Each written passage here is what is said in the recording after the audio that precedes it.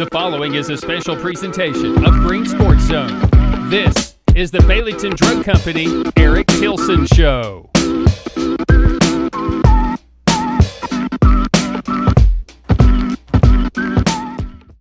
Welcome back to First Horizon Greene Sports Zone, and welcome back to this week's edition of the Baileyton Drug Company Eric Tilson Show, where we cover everything out on the Tundra with the North Greene Huskies football team. We'll recap Week 1 against Chuckey-Doak. We'll preview Week 2 this week at home against West Greene, and we'll cover both county matchups. But first, as always, we need to go ahead and cut to a billboard break first, so we'll be right back after these quick messages and presenting sponsors here on First Horizon's Greene Sports Zone.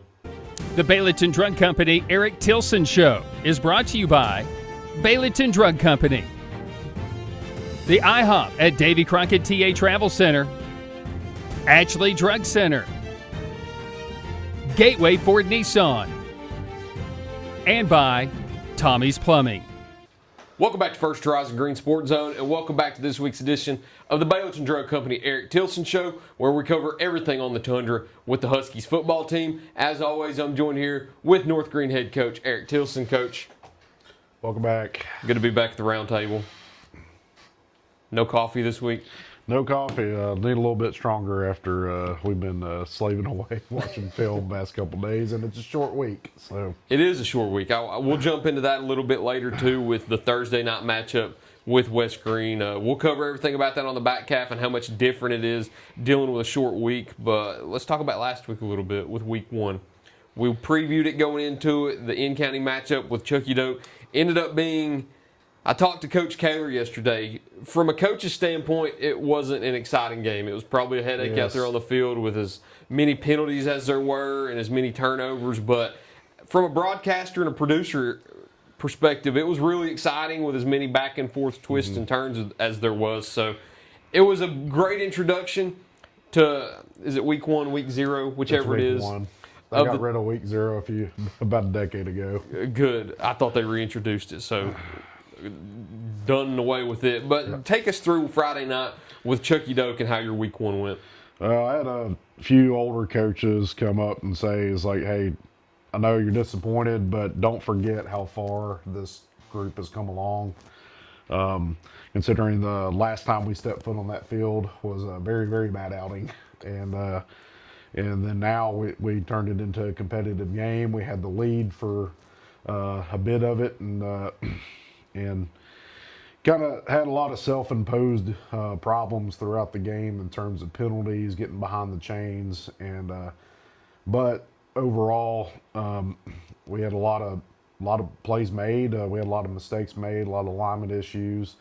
Things that you kind of see out of a first game, and then quite frankly, you got to tip your hat off to Braden Green, because he was not the one we were trying to stop in terms of our game plan. He just ran over the top, around and through.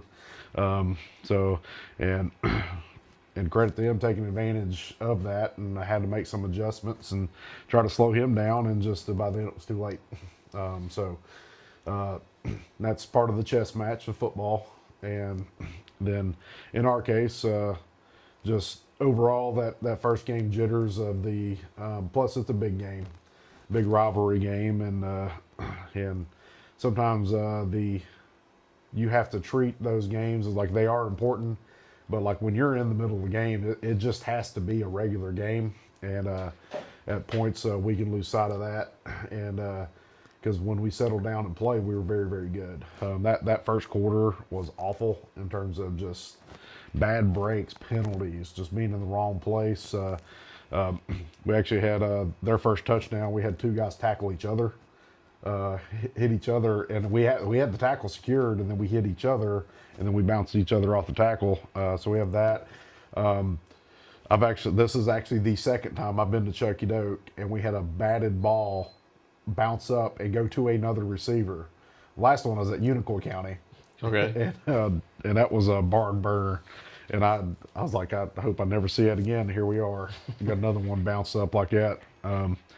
So stuff like that, it's just bad luck from there. And then, but I told our team watching film, I said, we didn't play very well. We got a lot of stuff to fix, and all of it's correctable. But heard this a long time ago, and the mark of a really good team is what do they do on the extra point after they give up a score. And the first 2 extra points, they were big plays. All right, what did our kids go out and do? They blocked a kick, and then they stopped a 2-point conversion. Which those 2 plays right there, just that kept us in the ballgame the entire time. Because even there at the end, when they scored their last touchdown on a well-timed fake screen, then threw it deep, is we still about blocked that last one. And that would have put our last touch would have been within 1 score. So there's a lot of things like that gives us a lot of hope that, like, we're still going to be a very good football team. We let one down on Friday, but even squandering that opportunity, we still have an opportunity to be a very good team. On Friday, I didn't think we played very well up front, but going back, watching the film, I think our front guys did extremely well, especially offensive line-wise. They controlled the line of scrimmage.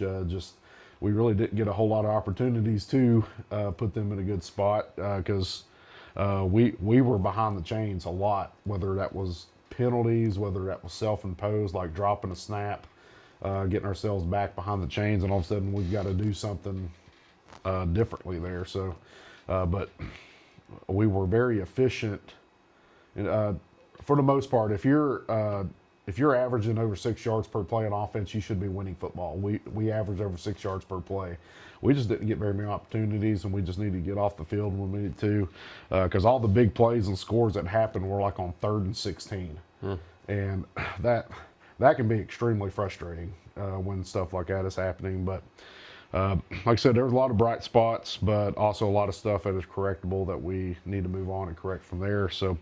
I mean, some guys defensively played really well. Colton Suggs had a stellar game. He was our most productive player on defense. Did a great job spilling counter and making plays in the backfield. He had 2 sacks because when you cause an intentional ground, it gets labeled as a sack. He calls both. He calls both of Okay. them. And he just overall was around the football for the most part, just causing a lot of good plays to happen. And then real pleased with Leon Johnson at linebacker. He did a great job. He had around 10 tackles. He had 2 tackles for loss and was in the quarterback's face all night. And it was one that kind of hard to see from the sideline stuff, and we thought he was a little too fast getting places because the cutback, we go back and watch film, he's right where he's supposed to. And then another bright spot at linebacker was our freshman, Charles Price, who came in, and he played extremely well considering freshman. No, he made some freshman mistakes, but overall played extremely well. And then our safeties, Kelson Eastep had a couple big PBUs, stopped a touchdown on one, and he had 11 tackles on the night, had 3 solos and 8 assists, and overall did a great job from there. And then D-line wise, Owen Pierce had a solid night. Just not a whole lot of production in terms of tackles, but he takes on a lot of double teams and still had 4 tackles himself and had one exceptional play where he went in and got the fumble. And I'm not quite so sure that he didn't have it at first, but I tell our kids all the time, fight for it. Fight for it. And it's like, it doesn't matter who gets it first, it matters who come out of the pile with it. And I don't know if he had it or not, but he came out and he sold it and showed it right to the official. And I was like, that's how you do that. And I don't know if it influenced or not, but it helped out in our favor from there. So a couple guys that just played pretty well from there. And then offensively, our 2 receivers, dynamic receivers with Brandon and Kelson, both had pretty big nights. Brandon has a teach tape on a vertical route of how, and I even showed it multiple times, like, guys, like, this is how you run underneath of routes and just kind of let the ball come to you.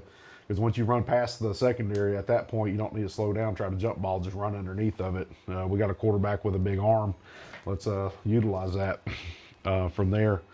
And then Kelson, one wide open in the end zone, just does what he needs to get the ball down. But the other one, he catches the 10-yard out, sheds a tackle, and runs through people to get to the end zone. that's a big deal there, and that was really good to see out of him using that big body to get himself in the end zone. So I was real pleased with that. And then our running backs were pretty efficient on low amount of carries because, again, probably should have ran the ball a lot more. But again, from my perspective, I always felt like we were in a situation, whether it was a 2-minute drill or we've got to move quick or we are behind. We're like in 1st and 25, and that's what it felt like the entire night. So it's like, well, we can run the ball here, but what is that really going to give us to get the first down? So that's kind of the whole deal of the night.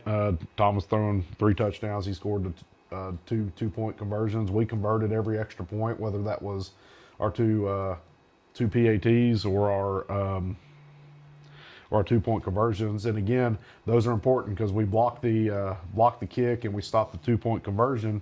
Well, that puts us in the ball games because now instead of scoring, what would that be, 24 points or whatever it is, now we got 30, and we're able to kind of keep that ball game within a 1 to 2 score game from there. Let's talk about the Weems also, because we've talked about it for a few years now. We talked about it in the preview edition that we did 3 weeks ago, and I think we even talked about it last week and how explosive they can be, and you just don't know when it's going to happen, but at some point it's going to happen. The kickoff return was something that as soon as you seen him get a seam, you almost knew he was gone. Baileyton took that up the sideline for 95 yards, and then whenever you needed a play with less than 2 minutes to go and just over a minute to go, you throw an 80-yard touchdown to Brandon Weems. So we know the Weems twins are explosive. How crucial was it for them to pick up those big plays in big moments like that when you got behind by a few possessions? Well, we needed the kickoff return at that point, and we needed a big play, and it came. And one thing Braden's been really working on, and you're starting to see it at running back too, is he's starting to learn that I can run through people and I can utilize my speed, and we call it running past the trash. So. Okay. So when defenders are around, a lot of times if you just run full speed and instead of trying to make them miss, just run through them, you just run past. And once you're past the trash, then you're out the gate. He's starting to do that quite a bit, even offensively, and it's showing up on that kick return right there. And Braden ran the ball extremely well too. I'm pretty sure he had like 40 yards called back, whether a couple holding penalties, or illegal motion. Felt like it just seemed like every time he hit a big run, we had a penalty of some sort from there. So, and both of our running backs have done a real good job there. And then we need another big play. At that point, we're just trying to throw the ball. We're low on time. We need to make a big play. Brandon runs underneath of it and scores in one play. And I told our kids, I was like, guys, it's highly improbable that we come back, but you need one. But at this point, I've seen crazier things happen. And then we about had that extra point. I don't know who that kid was, but he took a hit on that onside kick. He barely had it, and he held on to it. So that's when you just kind of tip your hat, because we about lined it up perfectly where that was a perfect kick, perfect time. Our guys did exactly their job, because most of the time when we hit them like that, the ball knocks out. We get the ball, and if we have another chance to go down and score, we would have had to do it again. Again, like I said, it's highly improbable, but we weren't going to quit until they either had to take a knee or we were going to throw the ball to the end zone. And that's the one thing I was pleased about, is like our kids just the entire time we're down a couple scores, like, hey, we're going to go down and score, try to get this extra point. We're not going to quit on this game. But moving forward, that's where we've got to understand opportunities early in the game have an effect later on from there. And even later in the game when they scored, we about blocked that one extra point. I don't know how the kid got it off the kickoff. It's like he kicked it underneath one of us. We were trying to block it and still got it through the uprights. That ended up being a big extra point, because that made it a 9-point game instead of an 8-point game. So, but I've got to tip my hat to Chuckey-Doak's kids. They played hard. They beat us in a way, because at a certain point defensively, you've got to pick what you're stopping, and then there's always a give and take. And they took advantage of what we were trying to take away and took advantage of somewhere else, made us adjust from there.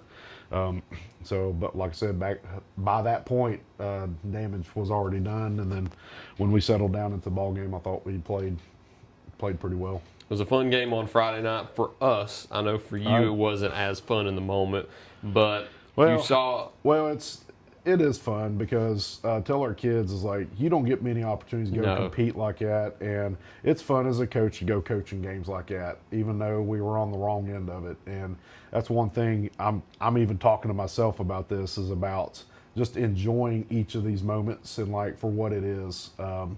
Because we were competitive, we went out and we played a competitive game, and that has to be good enough, regardless of what the outcome is. Yeah, I'd like to do better next week to help us go get a win, but again, it's still fun. It was a fun game, yes. Yeah. You saw a much improved Chuckey-Doak product out there on the field, and you saw a North Greene product that is to some people as advertised. We saw a team with explosive plays, with a solid quarterback and a solid O-line and up front solid D-line too on both sides offensively and defensively. And you go into another in-county matchup this week with another test in West Greene.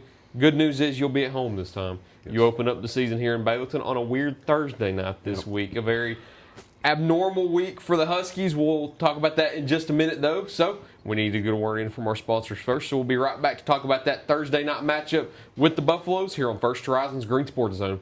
Baileyton Drug Company services the surrounding communities of Baileyton with excellent patient care using a full-line pharmacy, over-the-counter selections, and a convenient drive-thru. When you visit us, you are treated as a neighbor, not a number. It's not just our slogan, but our culture. We're investing in our patients, local schools, and community. For over 5 years now, we have established ourselves as an independently family-run pharmacy that isn't driven by corporate goals. We are driven by what is best for your overall health and wellness. We're conveniently located so you don't have to make the drive. Prescription drugs are just the tip of the iceberg. We also offer natural remedies, essential oils, at-home medical needs such as walkers, rollators, bath accessories, as well as wound care products. And coming soon, basic urgent care services. What makes us better than other drugstores out there? When you frequent Baileyton Drug, you will receive professional, courteous, and friendly service that goes above and beyond any other pharmacy in the area. Remember, you're a neighbor, not a number. Tommy's Plumbing has been in business for 30 years, and we're still growing because we treat our customers like family. We are proud to do any job from kitchen faucet installation to a complete home repipe. Tommy's Plumbing offers warranties on most products installed by our technicians. When the job is done, our friendly professionals make sure to clean up. We invite you to visit our new showroom in Jonesboro to see our quality products for yourself. Tommy's is the only one to call when you need a fast, reliable, professional plumber in the Tri-Cities. At many dealerships, you get what you'd expect: games, gimmicks, and shady sales tactics. At Gateway Nissan in Greenville, expect the unexpected: low prices, convenient service, and a great buying experience. Get our Gateway exclusive lifetime powertrain warranty. No worries for life. You deserve the unexpected. It's the #1 reason you gotta get to Gateway. Shop online at GatewayNissanGreenville.com. Or take the super short drive down Highway 11E to Gateway Nissan in Greenville. Win or lose, it's a family tradition.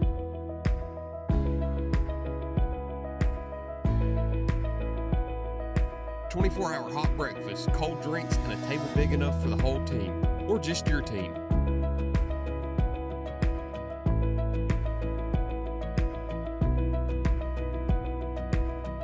IHOP at Davy Crockett Travel Centers. Breakfast that brings you back. Open 24/7 right off I-81, exit 36. Welcome back to First Horizons Green Sports Zone. Welcome back to this week's edition of the Baileyton Drug Company Eric Tilson Show, where we cover everything on the Tundra with the North Greene Huskies football team. As always, I'm joined here with head coach Eric Tilson himself. So we've got West Greene this week. Yep.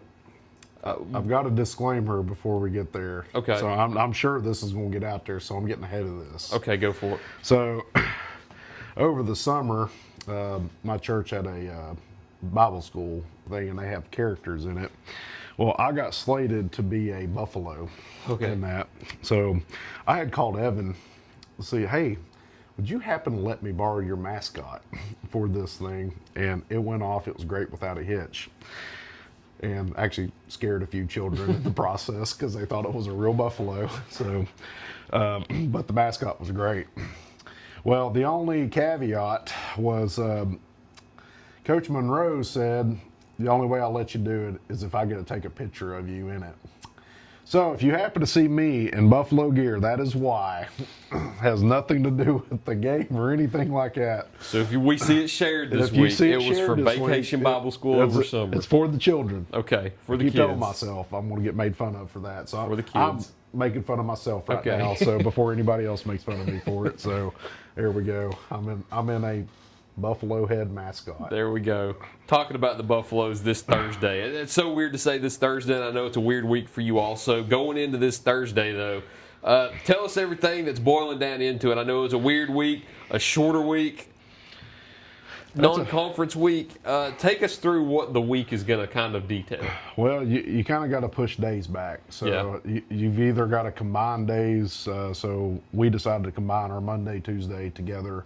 So typically Monday's a lift day, watch film, or Tuesday's one of your what we call our fundamental practices, where you're kind of working on fundamental work, kind of getting back to basics. So we combine those 2 days in together, just spend an extra 20 minutes that you normally either day, and then you just move every other day up forward from there. So that way you get into a rhythm, because football is a unique sport in terms of you get into a rhythm each week, and you want to keep that rhythm as much as possible. Having a short week this week, because we got a bitter taste in our mouth, it's probably good to go ahead and get this next game in, so that way, let's get this taste out of our mouth quickly by going out and go and play well from there. So it's kind of good to be able to play early. Plus, we're out of school on Friday. And just anywhere I've ever been, it's hard to play when you're out of school, because football's a rhythm sport. You're used to being at school all day, coming down here after school, doing your pregame routine. What happens if you don't get up on time and you sleep in? Well, your body is not adjusted to that. So that's another reason, kind of move stuff from there and kind of helps everybody out. So hence why we're playing on Thursday this week.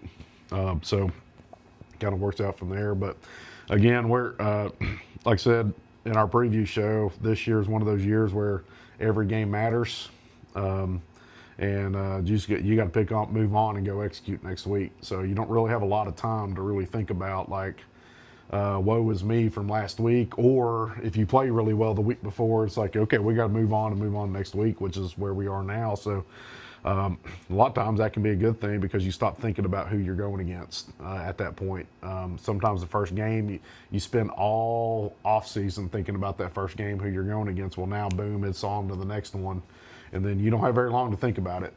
So even shorter this week. Yep, even shorter this week, and then you're playing another big rivalry game here, which is a great atmosphere to be a part of. And but again, once you get into the game, we got to treat it like any other one. Just go out and go execute. Because again, we're going to go up a team who's a physical team. They got playmakers all over the place. Our skill position have good athletes, and they're physical up front. And I had a real tight ball game for a long time last Friday night. I was watching it, and score kind of indicates it's like one team much better than the other. That's not necessarily the case. It was tight for a very, very long time. It was tied all the way through almost halftime. And then a couple unfortunate things during the game in terms of player availability for West Greene, and it kind of got out of hand later on, but that had nothing to do with the ability on the field. So so we have to go out and go execute this week. They have a good quarterback. And they got a couple defensive guys that, especially their Mike linebacker, makes a bunch of big plays in the backfield. I try not to say names because I butcher names like crazy. I don't want to That's okay. offend anybody, because I can't pronounce anybody's last name. But their Mike linebacker, he does a great job of he has a good knack for the football in terms of he sees an open gap, he takes it, and he's in the backfield making a play. And their corners are good in coverage. I know for sure they had 2 picks. They had a third pick that got called back and they called pass interference. That was not pass interference. It should have been a third pick, and he returned it about to the 20-some yard line. That might change the outcome of the game, because I'm pretty sure it was a tied ball game at that point, 7-7. And I don't know where that pass interference came from, because it was a pretty good read. He went up and got it. Number 15 was the kid playing corner, and he did a great job there. So they got some ball hawks in the back end. They're pretty solid in the secondary, and they're very physical up front. So again, we have to go out and we have to go execute this week, and to kind of get back to basics, we've got to tackle well this week. Kind of the three things we typically talk about. Certain points we were okay, but at certain points we weren't. Yeah. Going into the game with West Greene also, I know that you've spoken a little bit about them as a whole and what you're going to need to do, but it was a game last year where you jumped out to a big lead. You were up 16-0 at this exact location, and they were able to come back from behind and win, and effectively kind of shut you all down the rest of the way, because I don't know if you really could get anything going on offense after that. So if you were able to get back to a lead like that this year, what are you going to have to do to be able to sit on it and be able to ride it all the way to the end? Well, it's kind of one thing we told our kids this week is looking at our best players and saying, Thomas Darnell, you don't have to win us the game this week. Brandon Williams, you don't have to win us the game. Braden, you don't have to win us. Leon Johnson, you don't have to win this game for us. You just go out and do your job. Just use your skill set, and we will go together and win this game. And that was one thing is a lot of times when you're dealing with, especially turning a program around, is you finally get to a point where you're starting to have success, is the next step is, okay, we're really talented now. I've got to go win this game for us. It's like, no, we're now good enough that we can just together just go out and do our jobs and trust our teammates around us from there and not try to do too much. So that's a lot of what it comes down to. And then on the other side of things, it kind of depends on what the other team does as well. So I know in terms of last year, some of their playmakers just came out and made some big plays, and that kind of course of the game from there. So we jump out into a big lead. It's like we've got to limit their big plays, and that's something like once this past game is once we kind of let the game get out of hand, we were able to drive back into it. It wasn't like we got shut down immediately. So that is a good sign of progress for us compared to last year. So hopefully we can get out early and be able to hold it from there. But like I said, we've got to be able to limit their big plays, and we just got to go out and go do our jobs. A lot of times when it comes down to limiting those big plays, but you've got a weird week. You've got a game on Thursday night. You're hosting a very familiar opponent in West Greene. You know what to expect. They know what to expect. It's going to come down to who can effectively do their job the best. As always, though, you've got three keys to the game that you need to carry out in order to do your job the best as possible and come out with that win. So, what are your three keys to the game this week? Well, first off, we got to tackle better. So we got to have great tackling. Great tackling. We did not have that Friday. We are going to have great tackling this Friday. It's a point of emphasis this week. Got to have great effort, and then our playmakers got to make plays. So we had some of that Friday. We just need a little bit more of it when it comes down to it. Hey, it's fun to see those playmakers make plays, make enough of them. This Thursday night, you'll come out with a win over the Buffaloes and snap a lengthy losing streak against them. And speaking of Thursday night also, I hear that we may see something new out on the Tundra on Thursday night. Yeah, we do have a new midfield logo, so come out and see that. And if you can't come out and see that, North Greene's got back-to-back Green Sports Zone Game of the Weeks now. So if you can't make it out to the Tundra on Thursday night, tune in to the First Horizon Green Sports Zone Facebook and YouTube pages, and also the Radio Greenville Facebook page, as we'll be presenting West Greene and North Greene as this Thursday's Bachman Bernard Green Sports Zone Game of the Week presented by Tommy's Plumbing. So if you can't make it out, tune in. But we do encourage you to come out and support North Greene if you're a West Greene fan or supporter. Come out and support them also. Coach, unless there's anything else you'd like to add? I think that's all I got for you. I think I've got to take a phone call. I think you got to go too. So we'll wrap it up quick. As always, appreciate it, Coach. Thank you for watching this week's edition of the Baileyton Drug Company Eric Tilson Show. Look forward to seeing you next time here on First Horizon Green Sports Zone.